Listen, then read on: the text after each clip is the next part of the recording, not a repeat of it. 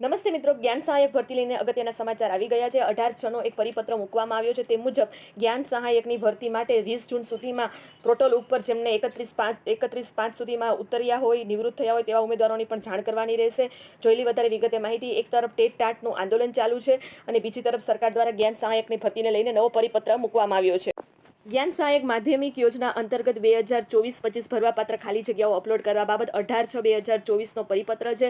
જિલ્લા શિક્ષણ અધિકારી કચેરી તમામને મોકલવામાં આવ્યો છે। ઉપરોક્ત વિષય અને સંદર્ભ પ્રત્યે જણાવવાનું કે જ્ઞાન સહાયક માધ્યમિક યોજના અંતર્ગત વર્ષ 2024-25માં સરકારી, બિનસરકારી, અનુદાનિત માધ્યમિક શાળાઓમાં શિક્ષણ વિભાગના 10/7/2023ના ઠરાવની જોગવાઈ 4C અને 4D માં દર્શાવેલ કામગીરી પૂર્ણ કર્યા બાદ શાળાવાર, માધ્યમવાર અને વિષયવાર જ્ઞાન સહાયકની ભરવાપાત્ર ખાલી જગ્યાઓ 20/6/2024 સુધીમાં અપલોડ કરવાની રહેશે। સદર અપલોડ કરેલ જગ્યાઓ પૂરતી ચકાસણી કરી શાળાઓના મંજૂર મહેકમ આધારે જિલ્લા શિક્ષણ અધિકારી, ખાસ યાદ રાખજો, જિલ્લા શિક્ષણ અધિકારીશ્રી દ્વારા પ્રમાણિત સહિતની કરી એન્ટ્રી કરવાની રહેશે। રાજ્ય સરકારની બિનસરકારી, અનુદાનિત માધ્યમિક શાળાઓ જ્ઞાન સહાયક ભરતી અન્ય ટાટના જાહેરનામામાં સમાવિષ્ટ માધ્યમો, વિષયો મુજબ ખાલી જગ્યા રહેતી હોય તેની શાળાની એન્ટ્રી કરવાની રહેશે તેમજ જિલ્લાની તમામ શાળાઓની ખાલી જગ્યાઓની પોર્ટલ પર એન્ટ્રી કરવાની રહેશે। ત્યાર પછી જે જ્ઞાન સહાયક રિન્યૂ કરેલ છે તે ખાલી જગ્યા પર પોર્ટલ પર દર્શાવવાની રહેશે। એટલે જ્યાં જ્ઞાન સહાયક રિન્યૂ થયા છે તે જગ્યાઓ દર્શાવવામાં આવશે નહીં। જ્ઞાન સહાયકની ખાલી જગ્યાઓ જે તે શાળાની મંજૂર જગ્યાઓ પૈકીની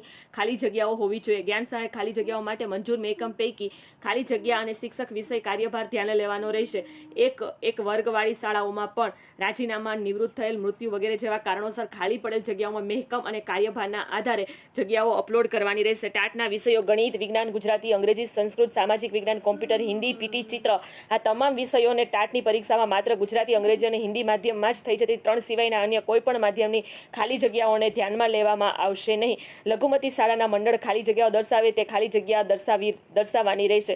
શિક્ષણ વિભાગના 7/12/2023ના ઠરાવથી નક્કી થયેલ કાર્યપદ્ધતિ અનુસાર વર્ગ વધારા ઘટાડા ધ્યાને લીધા બાદ ચોખ્ખી ખાલી રહેતી જગ્યાઓ જ જ્ઞાન સહાયકની જગ્યામાં દર્શાવવાની રહેશે। આપની કક્ષાએ શાળાની માધ્યમ વિષયવાર જગ્યાઓ સંપૂર્ણ ખરાઈ કરી પોર્ટલ એન્ટ્રી પર એન્ટ્રી કરવાની રહેશે, જેની અંતર્ગત જવાબદારી જિલ્લા શિક્ષણ અધિકારી, ત્યારબાદ કોઈ પણ સુધારો લેવામાં આવશે નહીં। પ્રસ્તુત છે તે ગુજરાત રાજ્ય ગાંધીનગર દ્વારા ઠરાવ છે તે બહાર પાડવામાં આવ્યો છે। એટલે ટૂંક સમયની અંદર કાયમીની બદલે જ્ઞાન સહાયક ભરતી 100% આવે સંભાવના રહેલી છે।